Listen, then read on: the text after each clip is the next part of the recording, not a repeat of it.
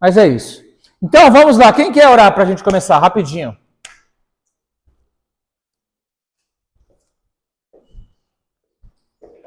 Pai, então, Pai, grandioso Deus, soberano e eterno Rei. Graças te damos, ó Deus, por mais esta noite na tua presença. Fala aos nossos corações. Edifica, Senhor, ó Deus, o nosso espírito. Edifica a nossa alma. Faz-nos sair daqui deste lugar, Senhor, melhores do que entramos. Senhor, ó Deus, edifica tudo em nós. Muda o nosso pensamento. Espírito Santo de Deus, ajuda-nos a compreender a tua palavra. Tudo aquilo que o Senhor vai ministrar hoje. Faz de nós um entendimento. Fala aos nossos corações em nome de Jesus. Amém.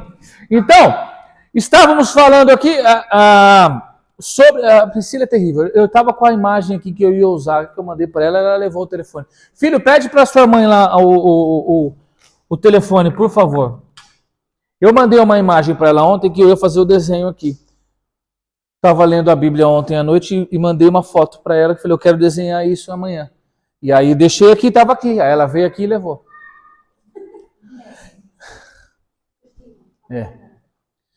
Ontem à noite que eu tenho vários livros, então eu tenho um livro só de desenhos. Então eu estava ali dando uma olhada nos desenhos e eu falei, opa, esse aqui é bom para amanhã. Mandei para ela, enfim.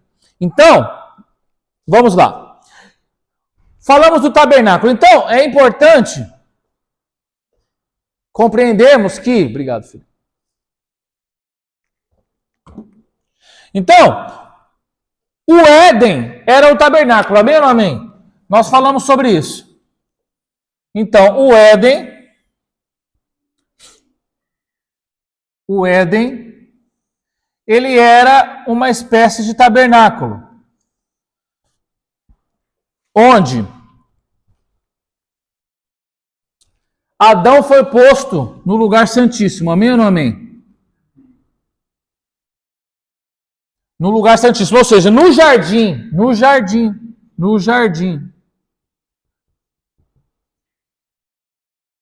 O jardim é igual o Santo dos Santos.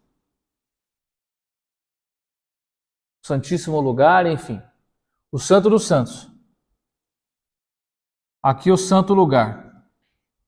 E aqui o átrio.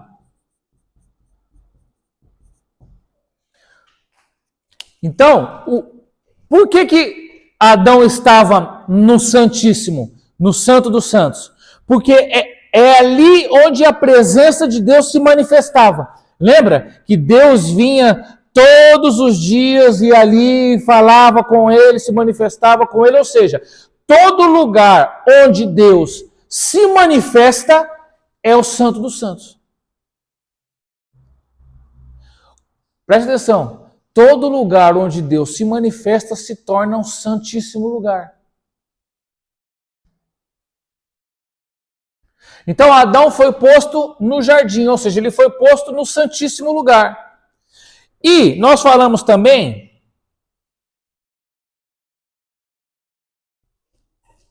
que havia os rios, lembra? Os rios que banhavam o jardim. Então, presta atenção, nós falamos sobre o Pison. Então passava um rio aqui, nas 4 cabeceiras. Passava um rio aqui, Pison. Falamos sobre os rios também, não falamos? O Gion passava aqui. Ele era banhado nas 4 cabeceiras. Não é assim que está no texto? Tigre e o Eufrates. O Tigre também conhecido como Hiddekel, não foi isso?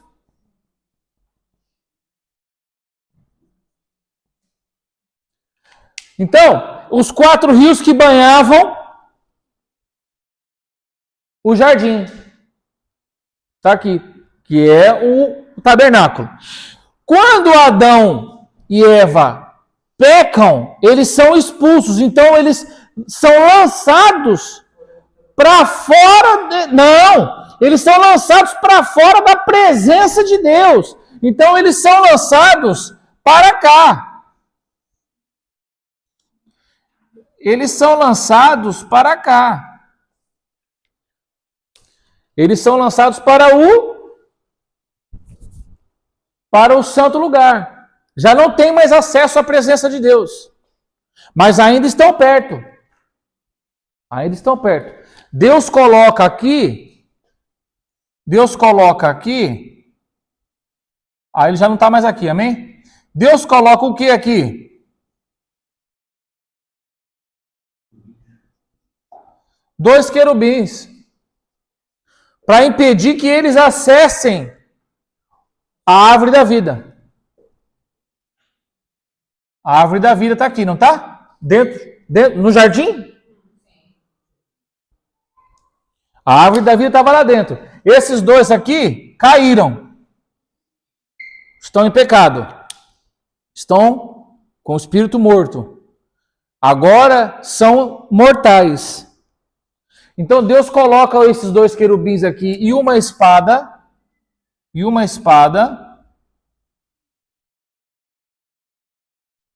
Essa espada fica dando voltas aqui para impedir que eles entrassem.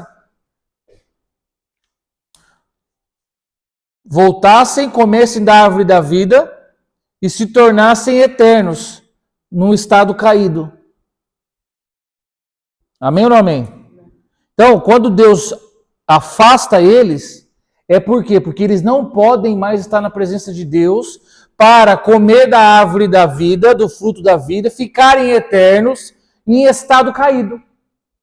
Porque se eles se tornam seres eternos em estado caído, eles não podem ser redimidos. E aí se tornariam pecadores eternos. Ou seja, toda a descendência deles estaria fadada ao inferno. Então Deus os protege e fala, vai para lá, não entre aqui, porque agora eu tenho um plano para redimi-los.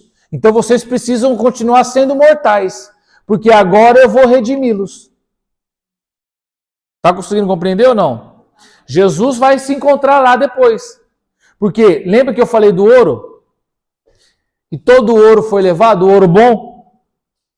Então tem um tabernáculo celestial no céu.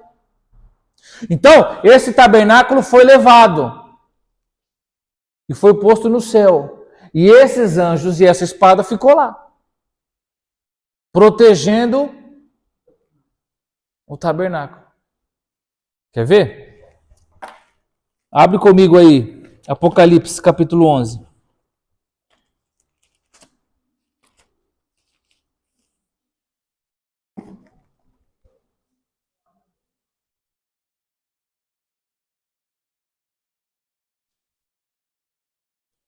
Você vai entender aqui já.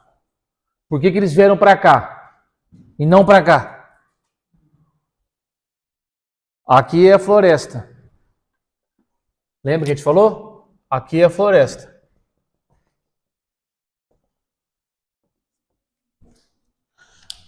Apocalipse capítulo 11, verso 18. E iraram-se as nações, e veio a tua ira, e o tempo dos mortos para que sejam julgados, e o tempo de dares o galardão aos profetas, teus servos, e aos santos, e aos que temem o teu nome, a pequenos e grandes, e o tempo de destruíres os que destroem a terra. E abriu-se no céu o templo de Deus, olha lá, e a arca da sua aliança foi vista no seu templo. E houve relâmpagos e vozes e trovões e terremotos e grande saraiva. Ou seja, o templo foi levado para o céu. Lá no céu tem um templo, tem um tabernáculo lá. E a arca da aliança está lá. E foi lá que Jesus foi. Nesse tabernáculo celestial. E ele se encontrou com esses querubins aqui. Ele passou por eles 2 vezes. Na primeira, ele vem com a veste salpicada de sangue. E eles nunca tinham visto ninguém desde então. Esses 2 querubins nunca tinham visto ninguém desde então, porque ninguém foi digno. Todas as pessoas de Adão até Jesus, todas as pessoas que morriam, ou eram levados para o seio de Abraão, e ficavam no seio de Abraão, ou ficavam no lugar de tormentos. Ninguém nunca tinha aparecido ali. E aí então que Jesus aparece e eles falam, pera lá, quem é esse que vem de... Ah, você não acredita em mim, abre Isaías 63.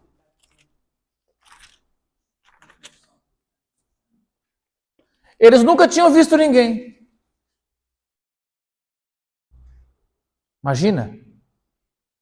Deus falou para eles, olha, fica aí vocês dois querubim aí, deixa uma espada aí, protege aqui esse lugar. E passou os quantos anos? 4.000 anos. Daqui a pouco vem um homem. Isaías viu isso. Está lá no capítulo 63. Você achou? Isaías 63? Primeiro, marca aí Isaías 63. Marca Isaías 63 e vai comigo lá em Salmo.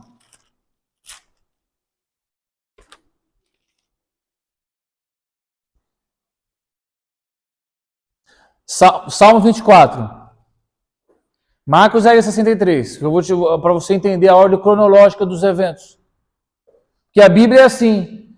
Ela coloca uma ordem cronológica para tudo. Só que a parte 1 está num livro. A parte 2 está no outro livro. A parte 3 está no Apocalipse, a parte 4 está no Gênesis. O problema é seu, você que tem que procurar. Por isso que a Bíblia vai falar que você tem que esquadrinhar as Escrituras.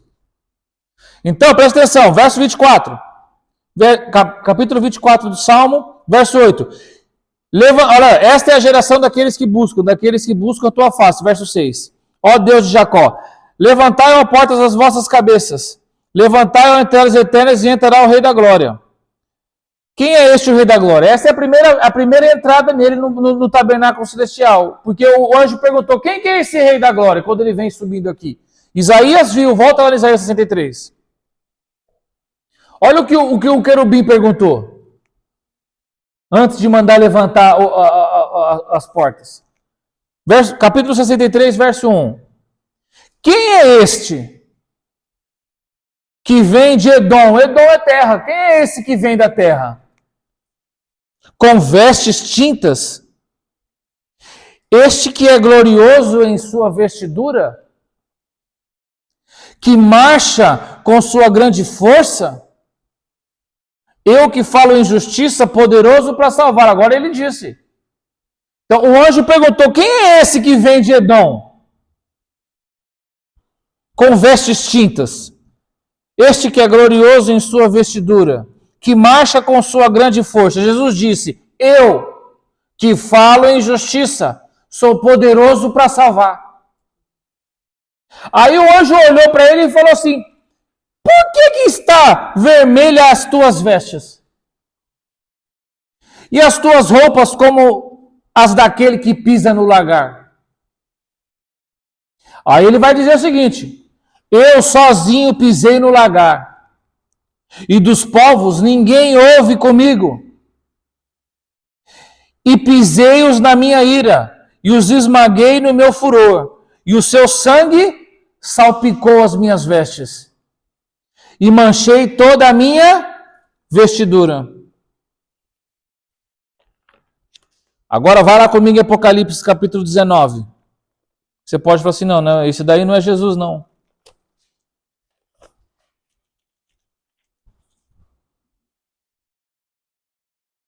E essa veste que ele está salpicada de sangue, ela é especial. Um dia a gente vai, anota aí, um dia a gente vai falar só sobre o guarda-roupa de Jesus. Que ele tem um guarda-roupa. E para cada situação ele usa uma roupa diferente. Então essa veste salpicada de sangue, ele usou no dia que ele entrou aqui. Para depositar o sangue do pagamento. Pela minha vida e pela tua. Então é uma veste muito especial. Olha só Apocalipse capítulo 19. Verso 13, verso 12. Está falando dele. E os seus olhos eram como chama de fogo. E sobre a sua cabeça havia muitas diademas. E tinha um nome escrito que ninguém sabia senão ele mesmo. E estava vestido de uma veste tingida de sangue.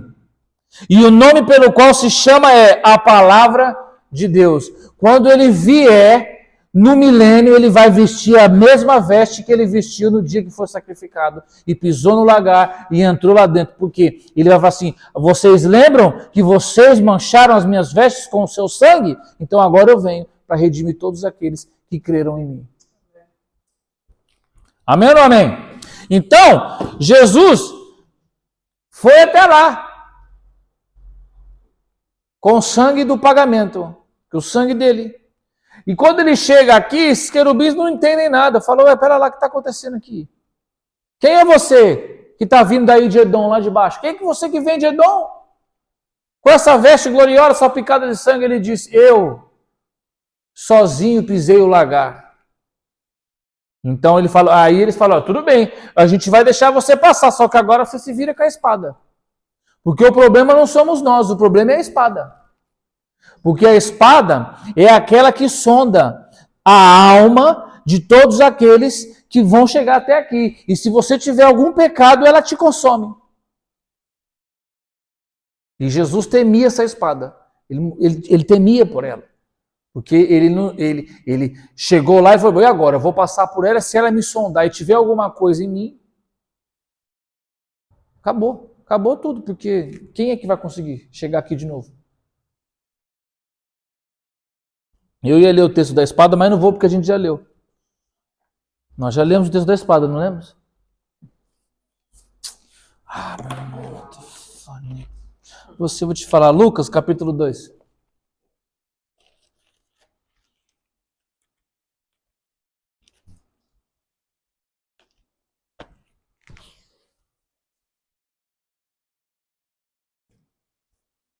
Lucas, capítulo 2. Quando Simeão profetizou.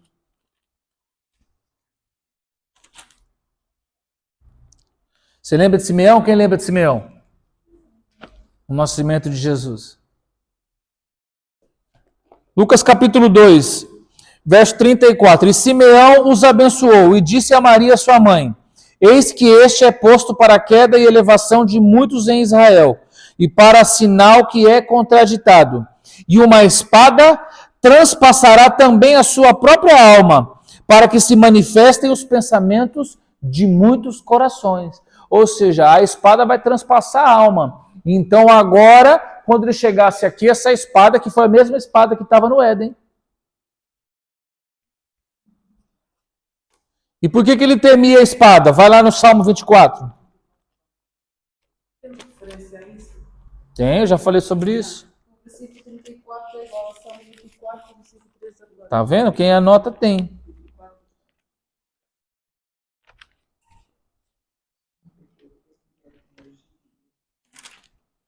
Salmo 24. Não, não é 24 não. 22. Esta espada. É, Sim, 22, 20. 21. Então, Salmo 22, olha lá. Verso 19. Mas tu, Senhor, não te alongues de mim. Esse é Jesus, tá bem? Ali no Calvário, a gente falou sobre isso também. Tudo que aconteceu com ele no Calvário, depois que ele morreu. Não está lá no Novo Testamento, porque lá ele só conta o que aconteceu no mundo físico. O que aconteceu no mundo espiritual está aqui em Salmo. Então Jesus, depois que morre, essa aqui é a alma dele. Mas tu, Senhor, não te alongues de mim. Força minha, apressa-te em socorrer-me. Livra a minha alma da espada. E a minha predileta, essa predileta aqui é Maria e a igreja. E livra a minha predileta da força do cão. Salva-me da boca do leão, sim, ouviste-me das pontas dos bois selvagens. Então esse aqui é quando ele morre, a alma dele cai no Calvário, e aí é o Salmo 22 inteirinho. É o que aconteceu com ele, a gente já leu isso. Então, vamos voltar para cá. Dei só uma palhinha para você relembrar.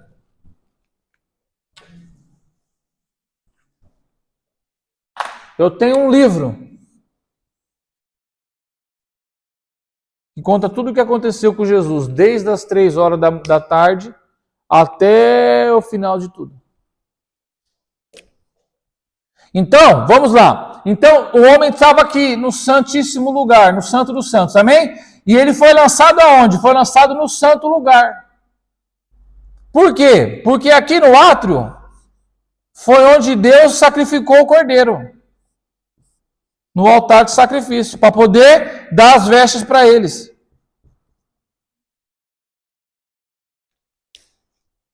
Porque o cordeiro é sacrificado aonde? Lembra das peças do tabernáculo? É por isso que você tem que saber. Lembra das peças do tabernáculo? Altar de sacrifício, bacia de bronze, mesa dos pães, menorá, altar de incenso, arca da aliança e altar de holocausto. O altar de holocausto a gente vai falar muito sobre ele já já.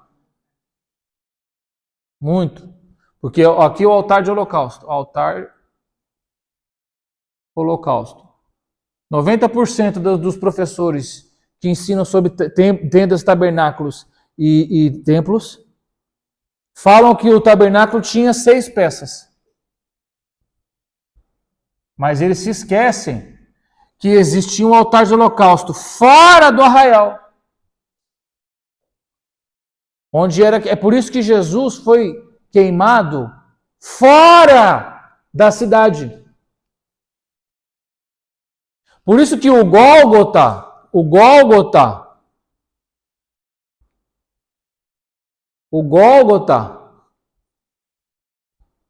que era chamado caveira, era fora da cidade. A espada aqui na cabeça da caveira. Já li também esse texto, não li? Que uma espada vai encravar a cabeça da caveira. A espada aqui, ó. E Gólgota, isso aqui você sabe. Gólgota significa caveira. Então, o altar de holocausto é fora do templo. Tudo o que... Por que eles não contam? Porque aqui só era... Aqui ele pegava a gordura do animal, a gordura e queimava aqui. Por isso que esse altar às vezes é chamado também de holocausto, mas ele não é. A gordura é queimada aqui. Só que a cabeça, a cabeça, a pata, o couro do animal nunca era queimado aqui. Era trazido para cá. Nós vamos falar muito sobre isso aqui. Muito, muito, muito. Você precisa saber isso aqui. Abraão.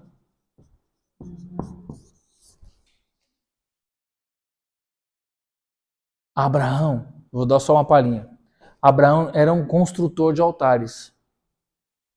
Ele construía muito altar, mas ele não oferecia nada. Os altares que Abraão construiu eram altares de pedra, igual ao altar de holocausto. Só que ele não podia oferecer nada. Pergunte por quê? Porque ele não era sacerdote. Só pode oferecer sacrifício ou holocausto sacerdote. Ele só passa a sacrificar depois que ele encontra com Melquisedeque, que era sacerdote. E passou para ele a unção sacerdotal.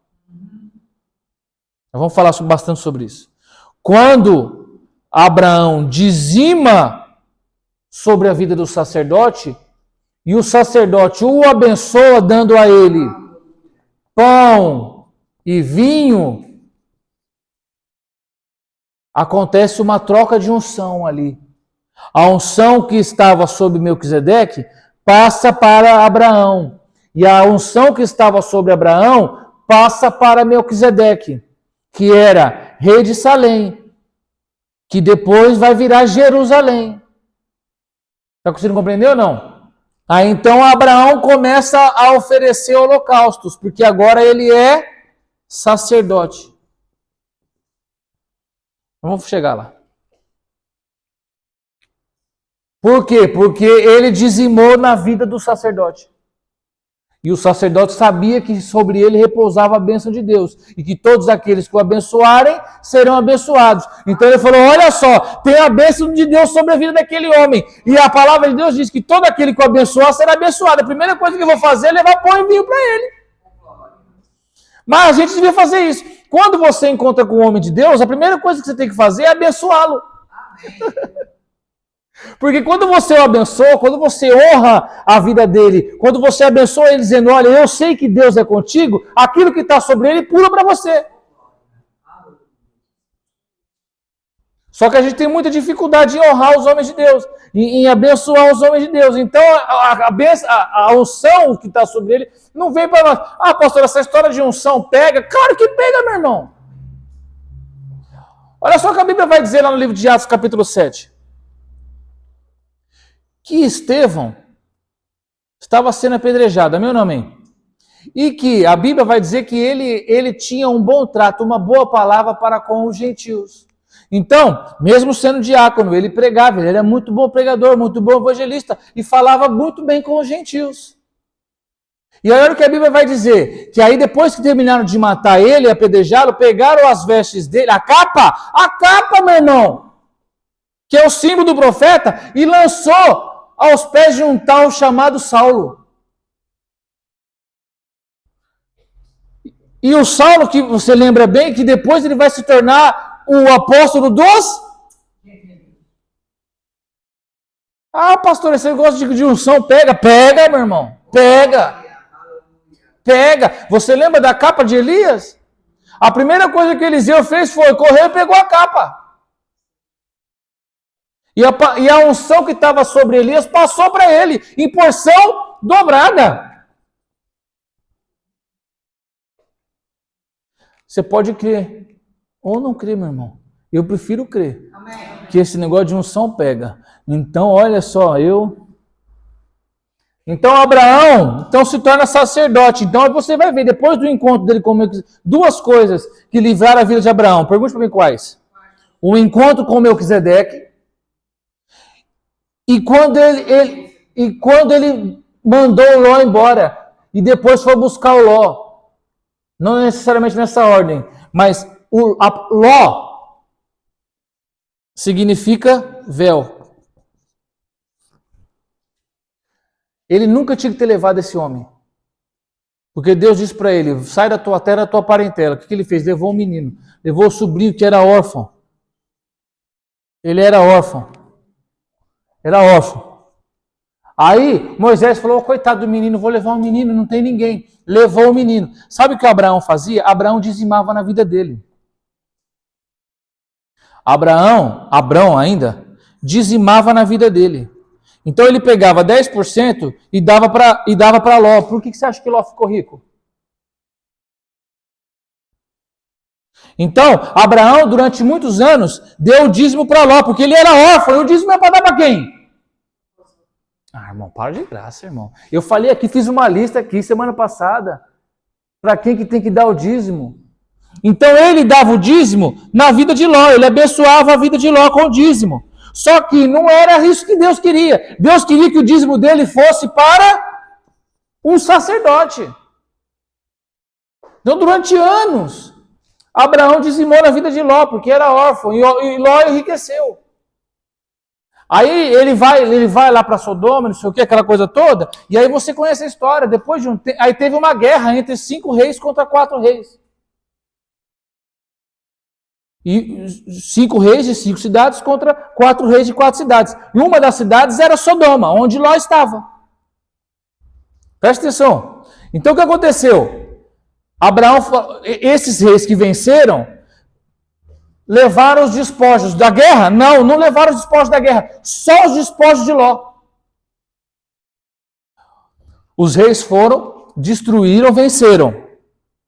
Só que eles levaram só os despojos de Ló. Deixou o resto dos despojos lá.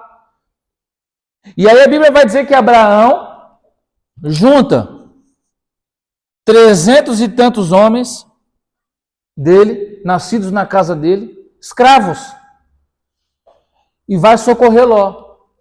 E quando ele consegue, olha só, 300 homens ganharam de 4 reis. Imagina se tinha muito exército. Então ele consegue resgatar o Ló. E toda a riqueza de Ló estava à disposição de Abraão.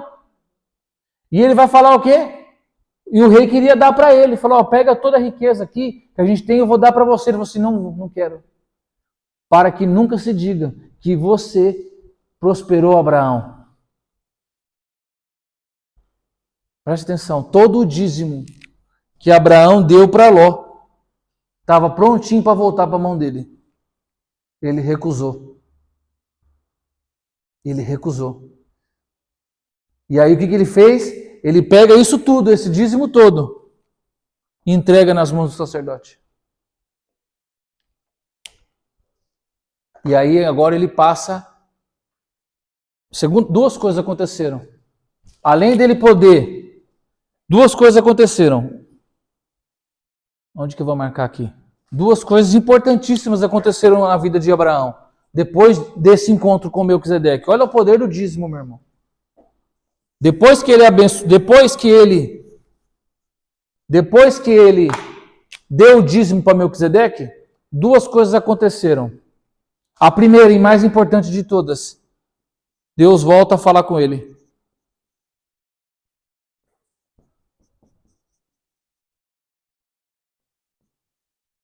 Primeiro,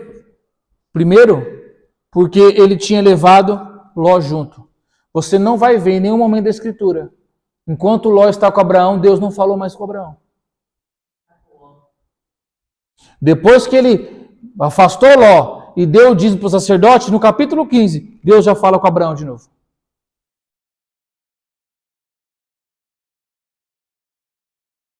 Sabe o que a Bíblia vai falar lá em Deuteronômio? Que aquele que dizima aprende a temer o Senhor, porque dizima. Você quer aprender a temer o Senhor? Dizima. Se você não dizima, você não teme a Deus. E a segunda coisa, aí ele começa a prosperar. E entregar holocaustos. Porque só havia os altares. Aí agora ele começa a queimar. Pela primeira vez começa a queimar altares. E aí depois tem lá no capítulo 15. Não vou falar agora porque a gente não tem tempo. Quer dizer, a gente até tempo tem, mas eu não quero antecipar isso. Mas aí, no capítulo 15,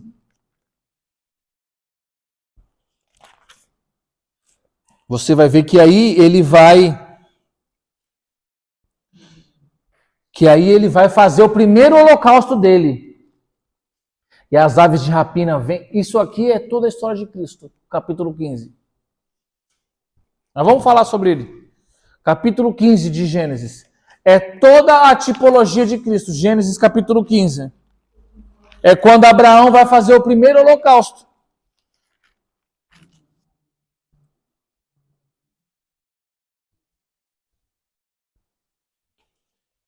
Nós vamos falar sobre isso. Quando formos falar sobre oferta. Quando formos falar sobre os princípios básicos da oferta, vamos estudar Gênesis capítulo 15. Porque é a primeira oferta de holocausto que Abraão faz. E ela tipifica a Cristo e ela tipifica as ofertas. Então, vamos voltar para cá. Isso aqui é poderoso, meu irmão. Isso aqui é poderoso. Eu conheço um pastor que enriqueceu só depois que cumpriu esse princípio aqui. É um princípio poderoso, meu irmão. Quando você encontrar um homem de Deus, você tem que abençoá-lo. Tem que abençoá-lo e honrá-lo. Porque aí a bênção que está sobre ele vem sobre você. E aquilo que tem, e aí se ele te honrar de recíproco, aquilo que está em você vai sobre ele. Não é que ele perde a unção. Porque eu já falei sobre isso, a unção que está sobre o profeta nunca é para ele. Já falei sobre isso. Você lembra disso ou não? Olha aqui, a unção de Deus que está sobre mim não é para mim. Eu não como dela. A unção de Deus que está sobre mim nunca é para mim. A unção de Deus que está sobre você não é para você. A unção de Deus que está sobre mim é para que, quando você me honra, você recebe dela. Lembra de Elias? Quando Elias chega na casa da viúva e pede para ela, olha aqui, a multiplicação estava sobre Elias. Só que ele não podia, e ele estava com fome. Olha aqui para mim. O profeta que multiplicou a comida da mulher estava com fome. Por quê? Ele não pode multiplicar para ele. Mas para a mulher ele podia multiplicar. Só que quando que ele pôde multiplicar para ela? Quando ela honrou ele com o primeiro pedaço do bolo, com o único pedaço que ela tinha. Está conseguindo compreender? Aí, quando ela honra ele, o abençoa e reconhece que ele é homem de Deus, então aquilo que está sobre ele, que é a unção da multiplicação, recai sobre ela. A gente não entende isso. Por quê? Porque a gente não honra os homens de Deus. A gente vê um homem de Deus, a gente, amém, amém, oh, Deus é... Mas a gente não honra esse homem. Então, o que está sobre ele não vem sobre nós. Você está aí? Amém. Isso aqui é poderoso. Mas vamos mudar o conceito aqui nessa igreja. Deus vai mudar, nós não. Deus vai mudar. Você vai ter um entendimento do que são as coisas e as coisas vão começar a avançar aqui como tem que ser. Amém? A gente vai chegar lá. E eu não tenho dúvida que essa igreja vai ser um lugar próspero. Porque as pessoas vão praticar os princípios da prosperidade nesse lugar. E a igreja vai ser próspera, e você vai ser próspero, e as pessoas todas vão ser prósperas, e essa cidade vai ser próspera. Por quê? Porque há pessoas prósperas aqui. E a Bíblia diz que onde você põe o pé, meu irmão, não tem jeito. Não pode ficar, porque onde Deus está, se torna santíssimo lugar. Você está conseguindo compreender ou não? Então, falamos sobre os rios, amém? Então, aqui no átrio onde foi sacrificado o animal para que fosse dado as peles para Adão e Eva. Adão e Eva estavam no santo lugar e no átrio foi lançado o animal. E quem foi lançado no átrio? Fora, fora, fora, fora, fora, fora. Abel morre aqui. Caim sacrifica Abel aqui. Presta atenção. No átrio. Porque o átrio tem o altar de sacrifício. Lembra? Já dei essa tipologia. Que o sangue de Abel clama a mim desde a terra. Ou seja, o sangue que é aspergido no altar. E que cai na terra, e que paga, e que clama, e que justifica. Essa é a doutrina do sangue. A doutrina do sangue. É isso, sangue. A doutrina do sangue. O sangue paga, o sangue clama, o sangue justifica. O sangue de Abel foi derramado aqui, porque o sangue do animal era aspergido no o altar. Eu acho que eu já expliquei isso aqui. O altar de sacrifício, ele era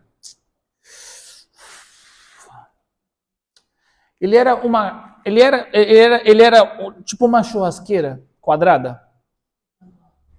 Ela era quadrada. E ela tinha uma parte da grelha, ela era móvel, ela encaixava e ela saía, ficava uma capa.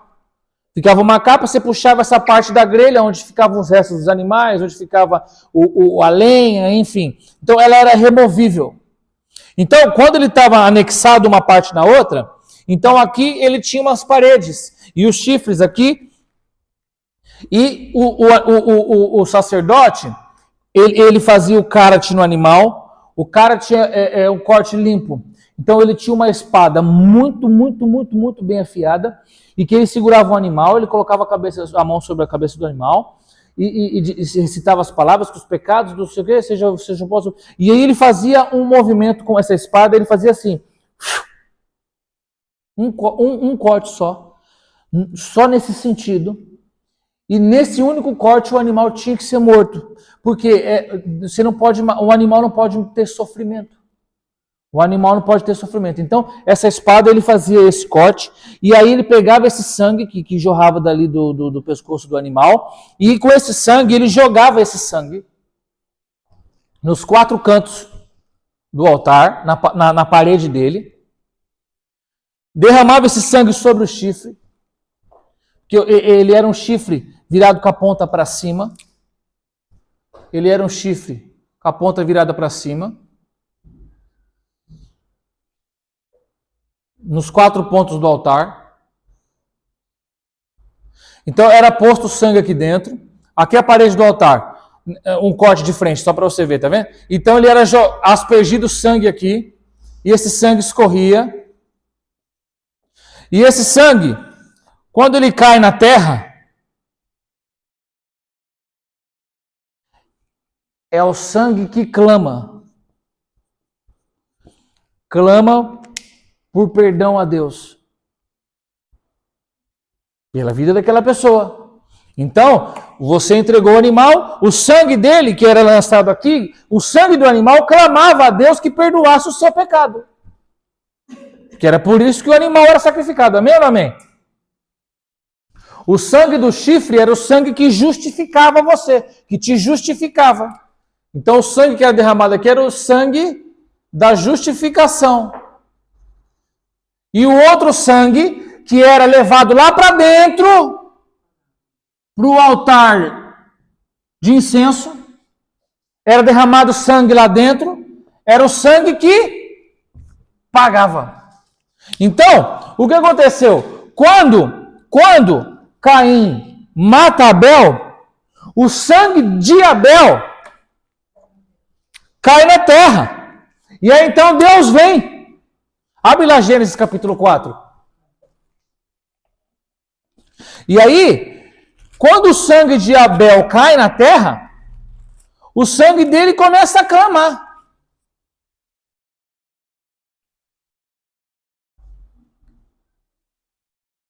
Gênesis capítulo 4, verso 9. E disse o Senhor a Caim: onde está Abel, teu irmão? E ele disse: não sei, sou eu o guardador do meu irmão? Deus já sabia. Deus já sabia que ele estava morto. Deus foi perguntar para Abel a mesma pergunta que Deus fez para Adão, dando a ele a oportunidade de se redimir. Olha como Deus é. E olha que Deus ainda vai dizer, a Bíblia vai dizer que o Caim ele era do maligno. Ou seja, mesmo Caim sendo do maligno, Deus ainda deu a ele uma oportunidade. Uma, não, mais uma. Porque lá em cima ele já disse no verso 7, se bem fizeres, não é certo que serás aceito? Ou seja, Deus vem, depois que ele matou o irmão, e ainda diz para ele, onde está o teu irmão? Olha a resposta do Caim. Verso 10, e disse Deus, o que fizeste? A voz do sangue do teu irmão clama a mim desde a terra. Presta atenção, o sangue de Abel foi derramado aqui no átrio. Adão e Eva estavam aqui, no santo lugar. Mas eles foram para o campo, lembra que eles foram para o campo? Caim chamou ele para ir para o campo, falou, vem cá que eu vou te mostrar uma coisinha. Mentira, vem cá. E chegou lá e matou ele. Então Deus disse, o sangue do teu irmão clama a mim desde a terra. Ou seja, o sangue de Abel clamando a Deus para que perdoasse o irmão. Para que perdoasse Caim. Porque o sangue clama. Perdão para aquele que o sacrificou. Então, Caim estava aqui no átrio. Adão e Eva estavam aqui. E depois que Caim é expulso, ele é expulso de onde? Daqui. E aí ele é lançado para fora do Éden. A leste do Éden. Quer ver? Aí no Gênesis mesmo, no 4. O Senhor, porém, verso 15. O Senhor, porém, disse-lhe, portanto, qualquer que matar a Caim 7 vezes será castigado. E pôs o Senhor um sinal em Caim para que aquele que o ferisse qualquer um, não, para que o não ferisse qualquer que o achasse.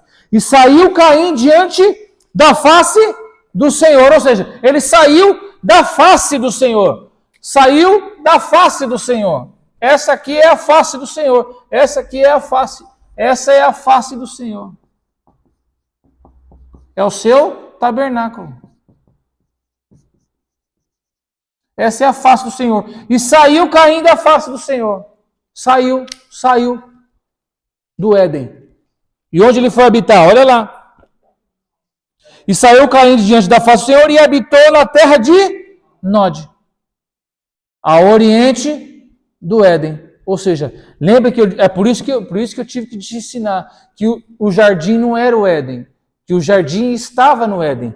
Porque se o jardim estava no Éden, agora ele saiu para fora do Éden. Ou seja, ele saiu do Éden, da face do Senhor. O que significa a palavra Éden? Por que o Éden é a face do Senhor? Porque a palavra Éden significa lugar de delícias. A face do Senhor é o lugar de delícias. Então, ele sai da face do Éden, ele sai da face do Senhor e vai ao Oriente. Vai para lá, para o sentido de lá do Japão. E vai para uma cidade chamada Nod. E ali ele fica até que alguém vai lá e mata ele. Lameque matou ele. Amém ou não amém? Até aqui. Então, agora você consegue compreender que o Éden era um tabernáculo? O Éden era um tabernáculo. No lugar santíssimo, Santo dos Santos, era o jardim. Depois que o homem pecou, foi lançado para fora do jardim, para o lugar santo. Mas ainda estava perto de Deus. Tanto é que, olha só o que Eva vai falar. Leia aí para mim o versículo 1 do capítulo 4. Alguém leia em voz alta. Conheceu Adão e Eva, sua mulher, e ela concebeu e teve Caim e disse: Alcancei do Senhor um varão. Olha aí.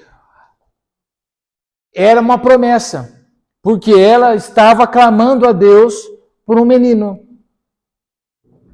Porque ela ainda estava perto da presença de Deus.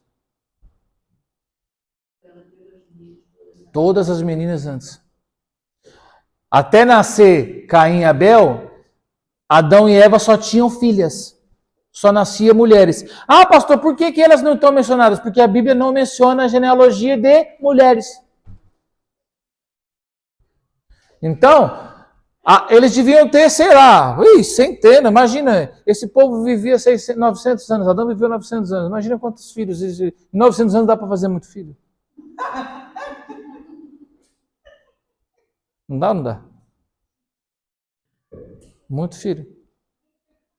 Claro que eles não fizeram filho durante 900 anos, né? Mas, e outra, e detalhe, muito provavelmente, porque aqui, a imortalidade ainda corria no sangue deles. Por isso que esses homens viviam 900 anos, 600 anos, 700 anos, porque a imortalidade ainda corria no corpo deles. Então, Adão devia ter o quê? Abraão teve, com 100 anos, teve um filho. Adão com 100 anos era assim, novinho, igual eu. Dá para fazer muito filho. De 100 anos até, sei lá, uns 700, ia. Então ele tinha muitas filhas, muitas. Tanto é que Caim vai para... E a Bíblia vai dizer que aqui ele casou com mulher. Ou seja, já tinha mulheres vivendo aqui. Já tinha mulheres vivendo aqui. Já tinha mulheres vivendo aqui. Ou seja, as filhas de Adão e Eva foram saindo. E foram morar lá nas suas vilas, nas suas casas e tal. Até que os filhos depois tem 7. Aí depois os filhos foram se encontrando e a coisa aconteceu. Mas já tinha mulheres. Muitas mulheres. É daí que a gente consegue entender por que estamos aqui, né? Porque se a Bíblia vai dizer que tinha Caim e Abel, um matou o outro, e depois nasceu 7, como que a gente está aqui? Né? Porque se Caim estava aqui e 7, que era o outro filho de Adão e Eva, estavam aqui, e eles não iam ter relacionamento com a mãe, como é óbvio. Né? Se só tem esses 2 filhos, como é que faz? Não, eles tinham muitas mulheres, é que elas só não são mencionadas. As poucas mulheres que foram mencionadas são mulheres de fé. Você vai ter Ruth, que vai ser mencionada. Não, eu digo na questão na genealogia. Na genealogia de Jesus, por exemplo, só é mencionada Raabe. Que era prostituta. Mas foi uma mulher de fé. Então, poucas as mulheres são mencionadas nas genealogias. Tá bem? Amém? Que oração? Então, falamos sobre os rios. Amém ou não amém? Alguma dúvida? Alguma dúvida? Não? Oi? Muitas? Então, muito bem. Vamos começar com o que interessa. Não que isso não interesse, né?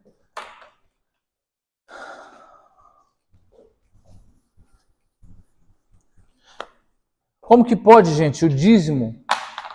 Como que pode o dízimo ser coisa do Antigo Testamento? Ser coisa da lei? Se Abraão dizimou antes da lei? Não entendo essas pessoas. Ah, mas Jesus nunca falou sobre o dízimo.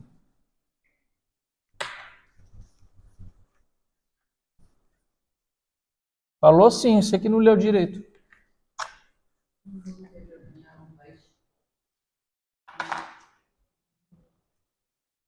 Essa do peixe é ótima, porque o que acontece? Todas as pessoas tinham que pagar o imposto do templo. Então tinha o templo, as pessoas tinham que pagar o imposto do templo. E as pessoas foram até Pedro e questionaram Pedro. Ei, esse seu rabi aí, ele não paga o imposto do templo? E aí Pedro falou, não, paga sim, claro que paga. Só que não tinha falado com Jesus ainda. E aí depois ele ficou com aquela coisa na cabeça, né? Eu falei para os homens, que os homens falaram que Jesus não tinha pago o imposto do templo, e eu falei que não, que ele pagava, mas ele ficou na dúvida.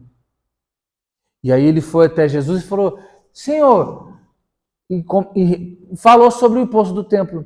E aí ele falou assim, Jesus sentiu que estava no coração dele, que ele estava na dúvida. Falou, você está com dúvida? Você tá na dúvida de que eu sou quem eu sou? Então fala o seguinte, pega sua varinha e sua cana. Olha, Pedro não pescava com cana.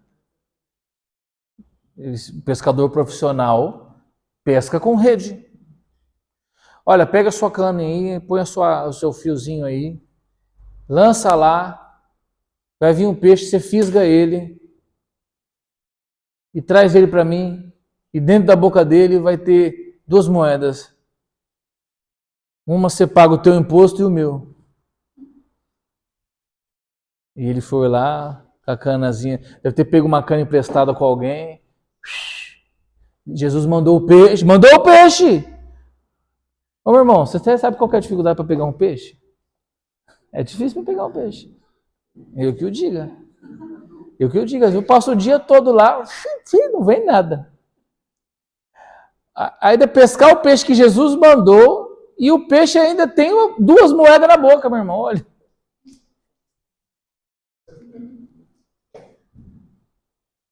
E se eu conseguisse pescar um peixe, já estava feliz. Esse frio, nessa chuva, não consigo pescar nada. Olha lá. Então, a gente já aprendeu aqui o que acontece no mundo físico, e que isso tudo é tipo daquilo que acontece no mundo espiritual. Então, o mundo espiritual, a gente falou que ele tá alicerçado debaixo de princípios. Tá bem? Então, o mundo espiritual, ele está alicerçado debaixo de princípios. Para tudo tem um princípio. Para tudo tem uma definição. Para tudo tem uma regra. O nosso Deus, ele é espetacular. Ele já definiu tudo, deixou tudo pronto. As pessoas costumam chamar até alguns ateus, o grande arquiteto, mas é mesmo. Está tudo arquitetado, tudo pronto, já está ali todos os códigos-fontes, já todo definido. A gente só precisa cumprir com esses princípios. Então, quando a gente cumpre com esses princípios, desbloqueamos as bênçãos. Porque nós já falamos sobre isso, ele já nos deu. Ele já nos abençoou com toda sorte de bênçãos.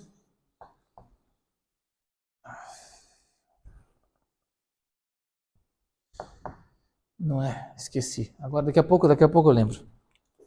Efésios. Também nem demorou muito.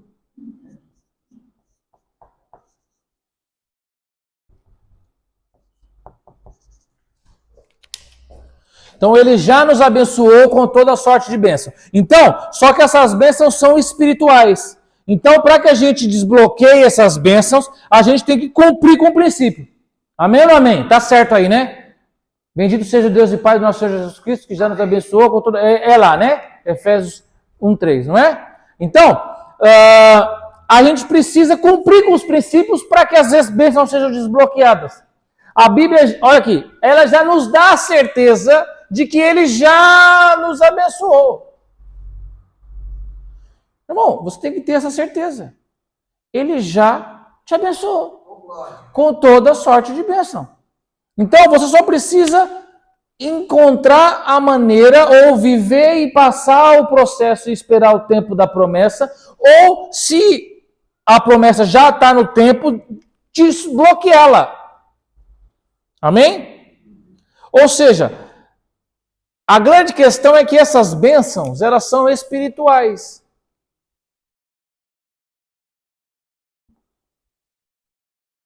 Todas as bênçãos são espirituais. Todas as bênçãos espirituais, porque nosso Deus é Espírito.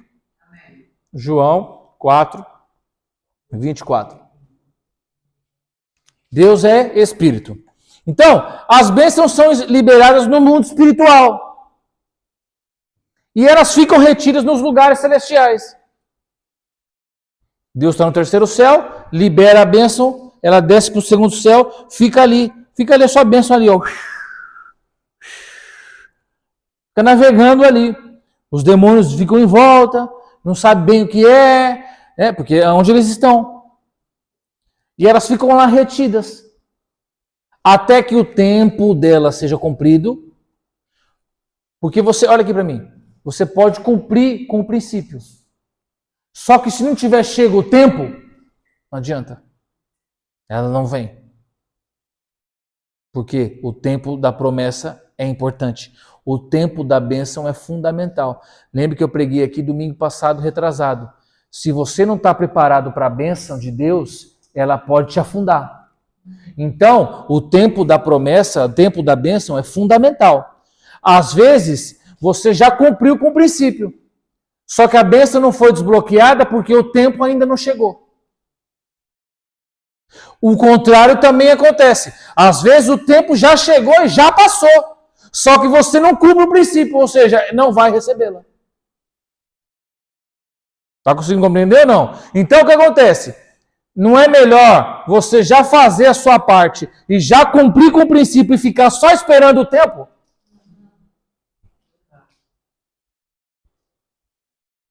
Eu já falei, mas não preguei. Tudo o que acontece no mundo espiritual tem um tempo. E esse tempo, ele é sempre tempo de 7.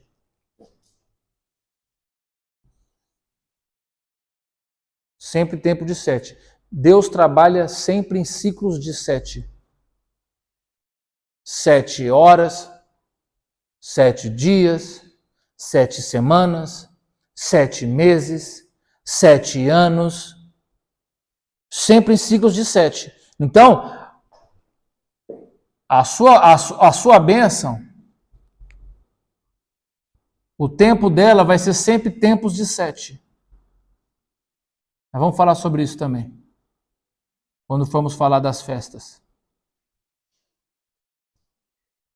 Sempre em tempos de 7. O problema é que a gente nunca sabe se é 7 dias, se é 7 semanas, se é 7 meses, se é 7 anos, a gente nunca sabe. Então, por isso que eu estou dizendo, é mais fácil você cumprir com o princípio e esperar o ciclo, do que o ciclo está completo e você está lá sem cumprir princípio nenhum, não vai receber. Não recebe, irmão. Não recebe.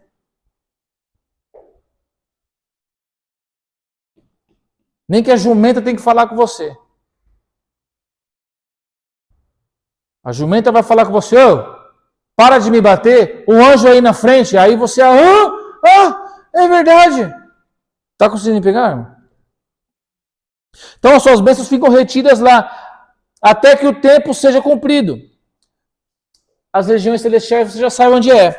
Então, o que acontece?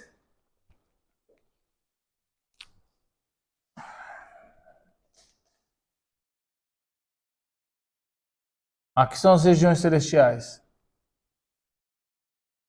As suas bênçãos ficam aqui. E aqui também tem os espíritos malignos,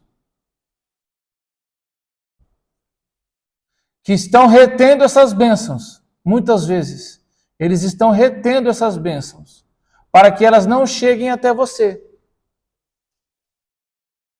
Então, às vezes, o princípio que você tem que cumprir é... Por isso que às vezes as pessoas, os teólogos, às vezes o princípio é você ordenar que ele libere. Às vezes o princípio é você proclamar a vitória sobre a sua vida. Às vezes o princípio é você abençoar o homem de Deus. Às vezes o princípio é você jejuar. A gente nunca sabe qual é o princípio. Então, você precisa compreender pelo menos os princípios básicos para você poder ser assertivo. Então, se a minha bênção que eu preciso é uma bênção, aqui tem um demônio que retendo ela. Se a bênção que eu preciso é uma bênção financeira, o que eu tenho que fazer? Eu tenho que compreender os princípios bíblicos da vida financeira. Quais são? Eu tenho que ser dizimista. Eu tenho que ser ofertante. Eu tenho que entregar minhas primícias. Eu tenho que abençoar os homens de Deus. Está conseguindo compreender ou não? Eu tenho que ser grato. O que mais? Eu não posso sair da presença.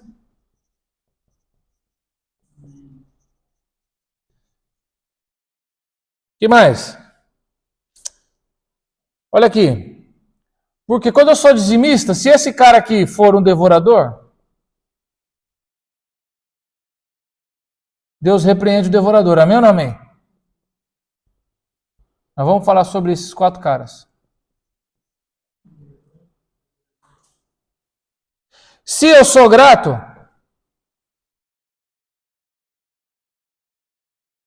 eu resolvo o problema do destruidor. Se eu permaneço na presença, eu resolvo o problema do cortador. Quando eu não me envolvo com coisas ilícitas, eu repreendo o migrador.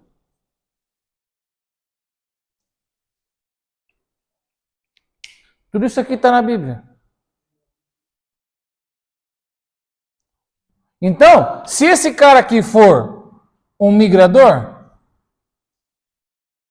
vamos imaginar que a sua bênção que você precisa, que já está aqui, é uma bênção financeira, é ela que você quer agora, você vai cumprir com o princípio. Então, quais são os princípios? Pô, pera lá, se o meu princípio é um princípio, se aquilo que eu preciso é financeiro, que é prosperidade, então eu tenho que cumprir os princípios da prosperidade. Então, para que eu não tenha problema com o devorador, o que eu tenho que fazer?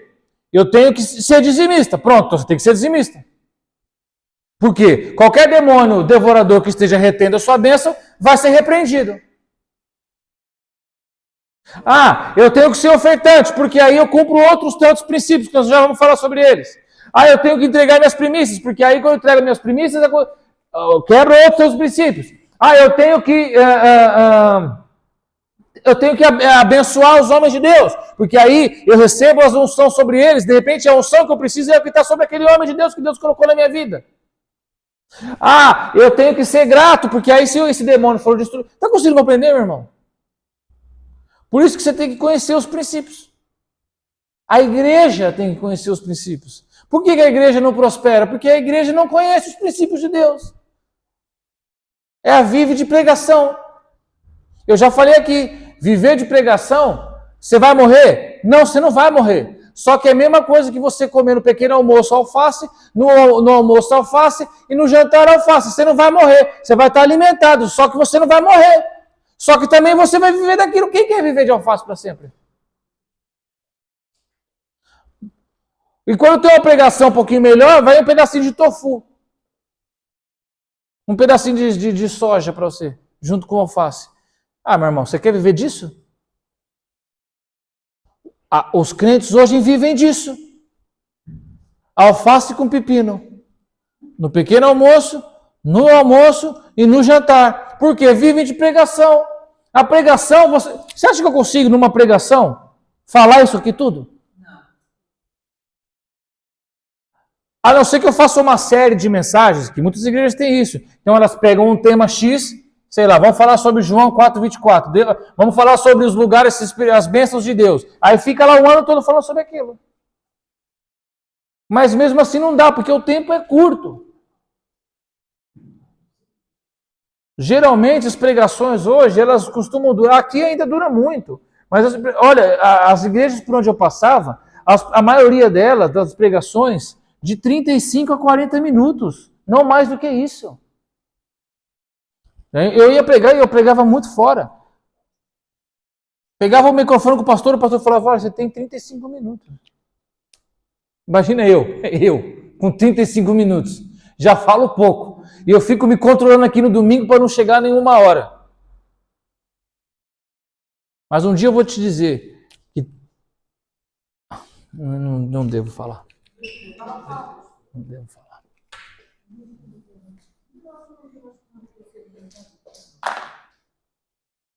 O Espírito Santo vai começar a agir na vida da igreja depois de 1 hora. Depois eu te mostro. Mas a gente se controla, porque a gente entende que as pessoas, aquela coisa. A gente está ali pregando ali, eu estou ali com o meu telefone ali 45 minutos e já tem gente se coçando. A outra irmãzinha já está ali assim, já foi, levou, pega ela pela perna aí, porque o Espírito está subindo. Segura!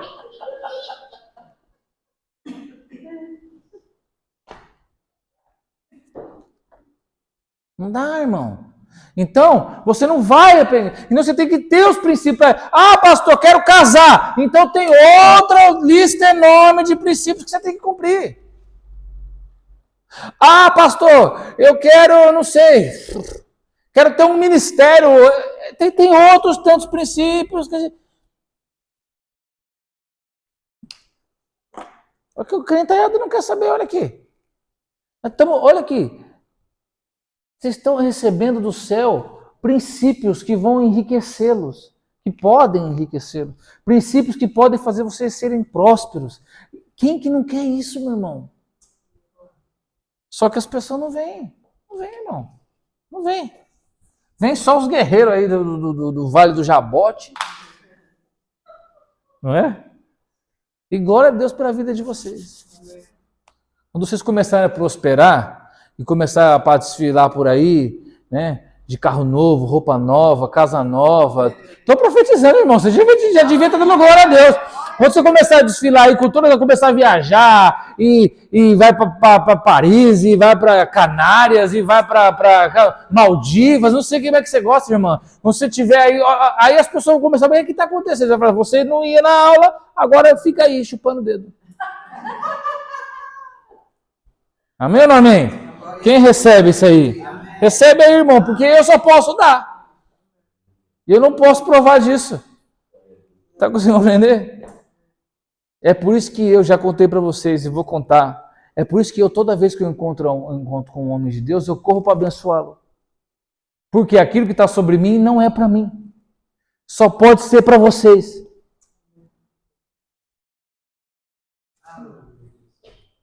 Está conseguindo compreender?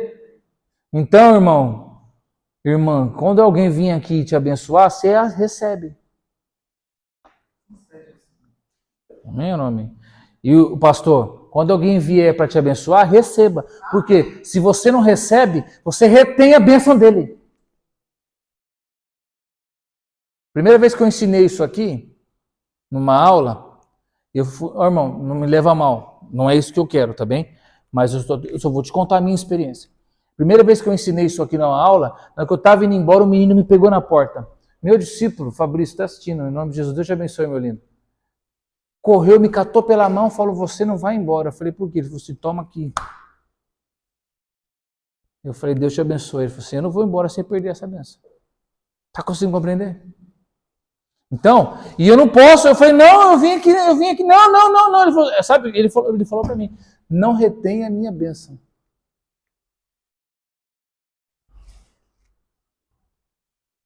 Amém ou não amém? Então, se alguém te abençoar, Receba e abençoe. Pastor, se alguém for te abençoar, não retenha a bênção. Receba. Amém. Eu recebo em nome de Jesus. Deus te abençoe. Porque aí a unção pula. E o que honrou, pula para cá também. É sempre recíproco. Pula de um para outro. Aquele que honra, o que está no outro, pula para cá. E o que recebe, o que está no um, pula para o outro também. Amém ou não amém? Então nós vamos falar sobre muitas coisas depois. Porque a bênção tem que ser. A bênção tem que ser. Quando a gente fala dessa bênção aqui, ela tem que ser entregue no sacerdote. Para você ir embora para casa pensando nisso. Essa bênção aqui, que está na sua mão, ela tem que vir ou para o sacerdote, ou ela tem que vir para o templo. No altar. Por quê? Esse aqui é um altar vivo. E esse aqui é o altar físico. Já vai se preparando, porque quando a gente for falar sobre essas cabeças aqui, sua vida vai virar de ponta cabeça. Amém ou não amém? Quem aprendeu alguma coisa hoje? Amém. Fique de pé em nome de Jesus para a gente.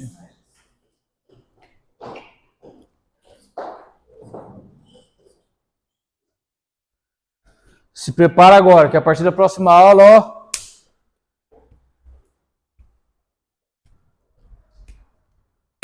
Vamos falar sobre mistério.